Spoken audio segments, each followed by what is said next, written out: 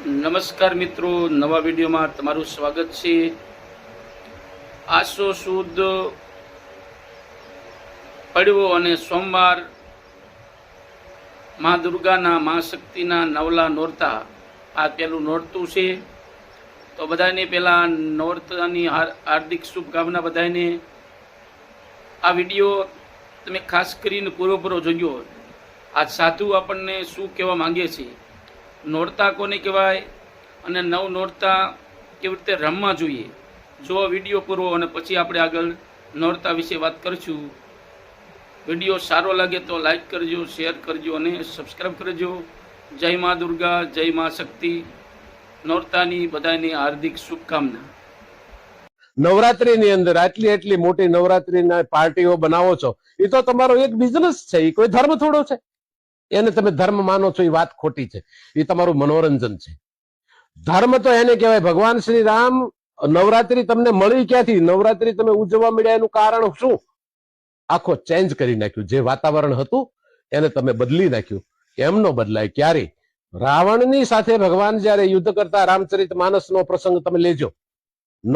પહેલા દિવસે જયારે રાવણે એટલું ભયાનક યુદ્ધ કર્યું, એટલે હનુમાનજી મહારાજ, શોર્ટમાં કહું છું, હનુમાનજી મહારાજે ભગવાનને પૂછ્યું, જામવંતજીએ, કે પ્રભુ આ તો પહેલો દિવસ આનો હતો, આટલું બધું આપણી વાનર સેનાનો વધ કરી નાખ્યો, તો આનું યુદ્ધ શરૂ થશે તો શું કરશું? એમ આને જીતવો, પરાજય કરવો એ બહુ મુશ્કેલ છે।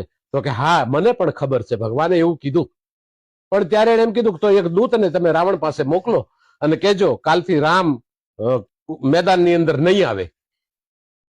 જ્યારે તમને આદેશ આપવામાં આવે ત્યારે જ તમારે યુદ્ધ મેદાનમાં આવવાનું જરૂરી રહેશે।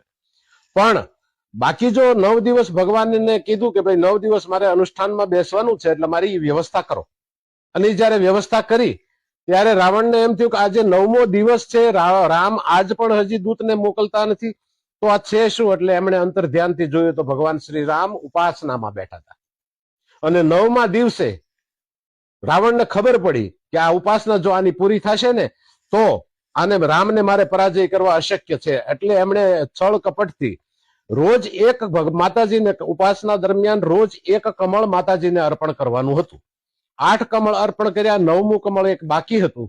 તો રાવણે એ માયા દ્વારા એ કમળ લઈ લીધું અને હાંજ પડી ભગવાન માતાજીને કમળ ચડાવવા ગયા તો જ્યાં કમળ ઉપર હાથ મૂકે ત્યાં કમળ હતું નહીં। ભગવાને વિચાર કર્યો કે જો હું કમળ ન ચડાવું તો મારી ઉપાસના પૂરી ન થાય। એને યાદ આવ્યું કે મારી માં મને કમલ નયન કહે અને બોલાવતી, એટલે મારી આંખ પણ એક કમળ ગણાય। એટલે તીર લઈ અને અણી જે આંખ પાસે લઈ ગયા ત્યાં માતાજીએ હાથ પકડી લીધો। કેમ?